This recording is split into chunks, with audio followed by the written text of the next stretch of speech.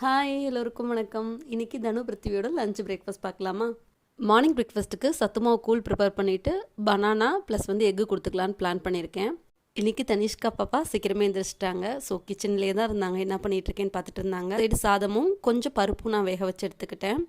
Health mix already ஒரு பவலில் நான் 4 spoon கிட்ட எடுத்துக்கிட்டேன். அதில் வாட்டர் மிக்ஸ் பண்ணி நல்லா விஸ்க் வச்சு மிக்ஸ் பண்ணும் போது கட்டிகள் இல்லாமல் இருக்கும். அதில் நாட்டு சக்கரை கொஞ்சம் சால்ட்டு மட்டும் ஆட் பண்ணி ஒரு மிக்ஸ் கொடுத்துட்டு நான் ஃப்ளேம் ஆன் பண்ணி மீடியம் ஃப்ளேம்லேயே வச்சு ஒரு 2 மினிட்ஸ்க்கு குக் பண்ணிக்கிட்டேன். அதுக்கப்புறம் காய்ச்சி ஆற வச்ச மில்கை இதில் ஒரு கிளாஸ் ஆட் பண்ணி ஒரு 2 மினிட்ஸ்க்கு கொதிக்க வச்சு இறக்கணும் அப்படின்னா 5 மினிட்ஸில் ஹெல்த் மிக்ஸ் ரெடி.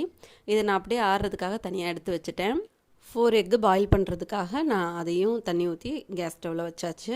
இப்போது இன்றைக்கி லஞ்ச் மெனு என்னென்னா உருளைக்கிழங்கு சாதமும் அதுக்கு முட்டையும் தான் நான் பிளான் பண்ணியிருக்கேன்.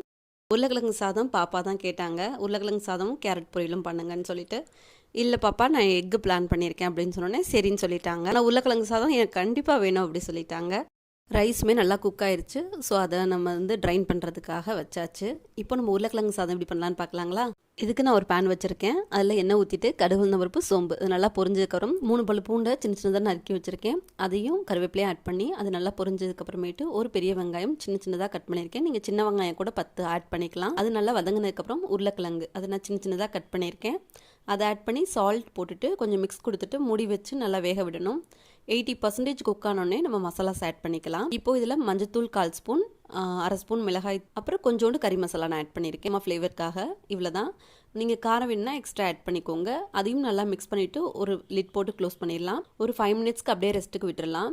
இது நம்ம இப்படியே குழந்தைங்களுக்கு உருளைக்கிழங்கு ஃப்ரையாக கொடுக்கலாம். அப்படி இல்லைன்னா பாயில் பண்ண ரைஸ் இதில் ஆட் பண்ணிவிட்டு மிக்ஸ் பண்ணிவிட்டு கொத்தமல்லி தூவி இறக்கி கொடுத்தோம் அப்படின்னா சூப்பரான உருளைக்கிழங்கு சாதம் ரெடி. நான் குழந்தைங்களுக்கு கொடுக்குறதுனால இது மேலே நான் நெய் மட்டும் 1 ஸ்பூன் ஆட் பண்ணிக்கிட்டேன்.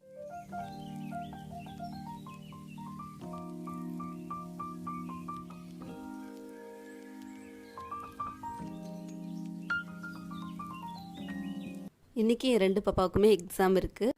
மந்த்லி டெஸ்ட் தான். ஆனால் ரொம்பவே சின்சியராக நேற்று 2 பேருமே படித்தாங்க. சின்ன பாப்பாவுக்கு ஏபிசிடி தான். கேபிட்டல் ஏ ஈ வரையும், ஸ்மால் ஏபிசிடி. பட் ஒரு 2 டைம் சொல்லி கொடுத்தோம்னா அழகாக அப்சர்வ் பண்ணி ஸ்பீடாக கற்றுக்கிட்டாங்க. 2 பேரும் இன்றைக்கி நீங்கள் தான்மா ஊட்டி விடணும்னு சொல்லிட்டாங்க. பருப்பு நைஸாக தான் கொடுத்தேன். ஒரு கிளாஸ் கூழ் குடிச்சிட்டு அப்படியே அவங்க அப்பா கூட சேர்ந்து ப்ரே பண்ணிவிட்டு அவங்க எக்ஸாம் கிளம்பிட்டாங்க. இந்த வீடியோ பிடிச்சிருந்தா மட்டும் சேனலை லைக் பண்ணி சப்ஸ்கிரைப் பண்ணிக்கோங்க.